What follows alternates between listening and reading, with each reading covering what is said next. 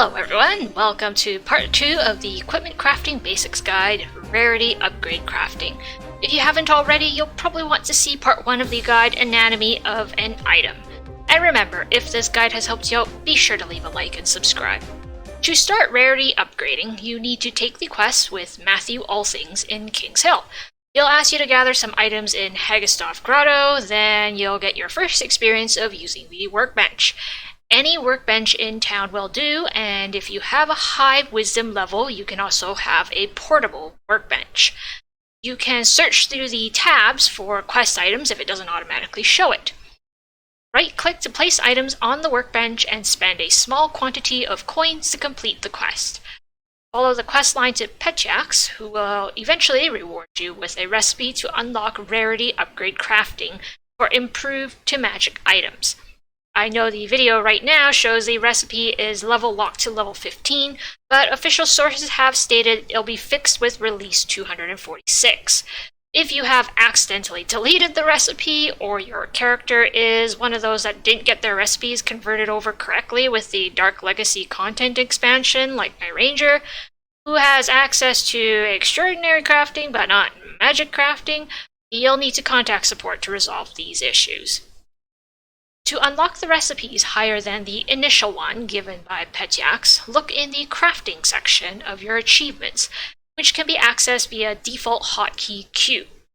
You'll need to craft 10 magic items to obtain the Rarity Upgrade recipe for extraordinary items, and craft 20 extraordinary items to obtain the Rarity Upgrade recipe for legendary items. In order to start Rarity Upgrade crafting, you need Glyphs of Power. This currency can be obtained by taking equipment to a blacksmith in any urban area and selecting the option to melt items. There is also a portable smelter for sale from Zumpi for clovers, which gives the convenience of being able to melt anywhere, but this is a bad purchase for new players to make. Right-click on equipment to place them in the furnace and melt it down. The amount of glyphs an item will offer is written at the bottom of the item tooltip. All equipment rarities except common items can be melted for glyphs. Once you've obtained enough glyphs, go to the workbench and place 4 improved items onto the workbench. The 4 items must belong to at least 2 different equipment slots. By equipment slots, I mean the 13 different possible slots. Neck, back, hips, ring finger, weapon adornment, main hand, offhand, double hand, head, shoulders, torso, hands, and feet. These 4 items will be consumed and you will receive 1 item in return, 1 rarity higher. In terms of the output product, it will be influenced by the equipment originally placed on the workbench. Each slot confers a 25% chance to obtain an item of that particular type. Please keep in mind that some items, such as offensive and defensive offhands, are actually considered the same on the workbench, so you can get either if you use Rarity Upgrade Crafting on the workbench. Factors such as how many gem slots you've opened on ingredient items, how good or bad the base values and enchantments are, dyes, or applied skins do not affect the output product. As for the level of the product, I know the description on the workbench states it's going to be randomly selected from one of the ingredients, but bug alert, it actually gives you the product based on the average level of the ingredients as of the time I'm making this video. Now, some of you are probably sitting there still a little bit baffled as to why anyone would want to participate in this casino version of the workbench at all.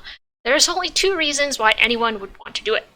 For all players, it is a must to complete the series of achievements required to unlock enchantment transfer crafting that will be vital to moving forward to higher difficulty levels. For extremely wealthy players who have accumulated loads of Glyphs of Powers, they can use high-level equipment that they've stripped of all their useful enchantments in this form of crafting to re-roll for a chance to get better base values and enchantments. This latter method is expensive, so I do not recommend any new players engage in this kind of activity, and it should only be reserved for players already well acquainted with the game and now in the stage of searching for perfect stats.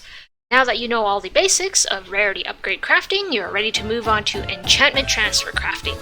The guide for that one will appear on the screen when the video is uploaded. In the meantime, good luck and happy crafting!